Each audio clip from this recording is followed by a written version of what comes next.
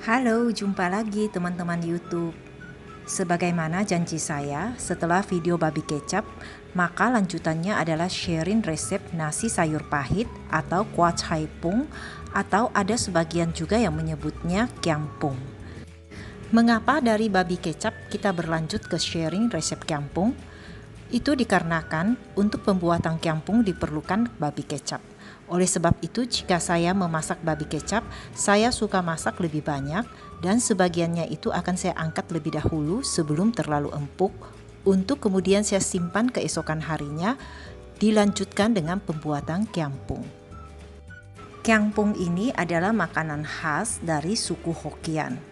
Kebetulan tante saya menikah dengan orang Hokkien, sehingga resep ini saya dapat dari tante saya.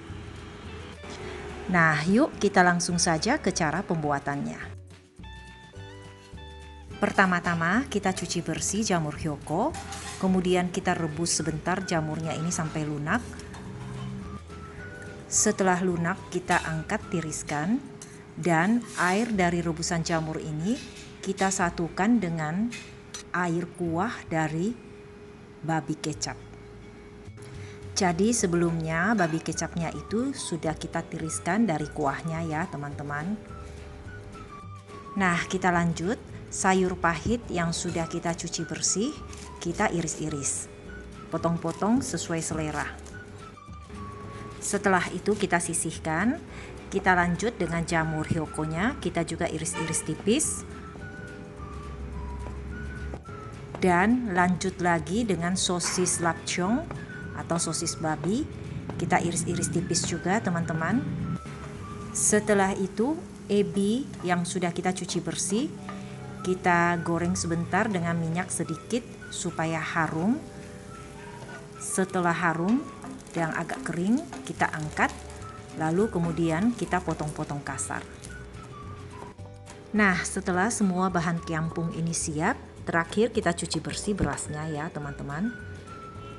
Di sini saya menggunakan beras makan yang biasa, bukan beras ketan ya teman-teman. Jikalau teman-teman mau mencampurinya dengan sedikit beras ketan, teman-teman bisa tambahkan sedikit dengan perbandingan 1:7. Oh ya teman-teman, saya masak nasi kiampung ini saya menggunakan panci signora. Jadi sekarang kita masukkan berasnya ke dalam panci signora. Jikalau teman-teman tidak mempunyai panci signora, teman-teman bisa menggunakan rice cooker untuk memasaknya ya. Tambahkan jamur. Sengaja jamur ini saya taruh di bagian bawah bersama-sama dengan berasnya supaya di saat masak kena dengan rendaman air. Setelah itu kita tambahkan dengan sayur pahit. Lalu kita tambahkan dengan air kuah, rebusan dari jamur dengan air kuah dari babi kecap. Untuk lada, garam, dan kaldu jamur serta bawang putih yang sudah digoreng dan dihaluskan itu sudah saya satukan tadi dengan kuahnya ya. Nah, di bagian atas sayur ini baru saya taruh ebi, daging babi kecap dengan sosis babi. Sengaja saya taruh di bagian atas babi kecap dan sosisnya supaya tidak ikut terendam air saat berasnya dimasak. Dengan begitu, rasa dari babi kecap dan sosisnya ini tetap enak, tidak menjadi tawar.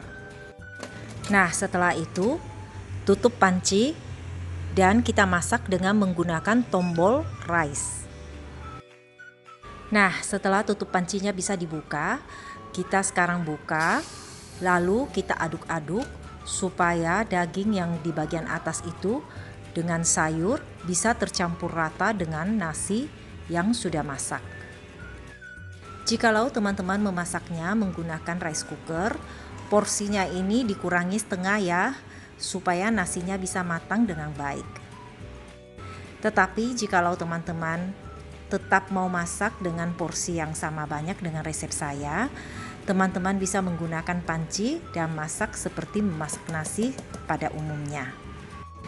Nah, setelah tercampur rata, kita tutup kembali, tutup panci, kemudian kita gunakan tombol vis, kita tekan dan kita masak sekali lagi. Ini tujuannya hanya untuk lebih mematangkan nasinya saja. Tetapi kalau teman-teman yang menggunakan rice cooker, setelah diaduk, teman-teman tutup kembali, biarkan 15 menit sampai 20 menit, baru dibuka dan siap untuk disantap. Nah, oke teman-teman, sampai di sini dulu video saya kali ini. Jikalau teman-teman suka dengan video ini, jangan lupa like, share, comment, and subscribe ya.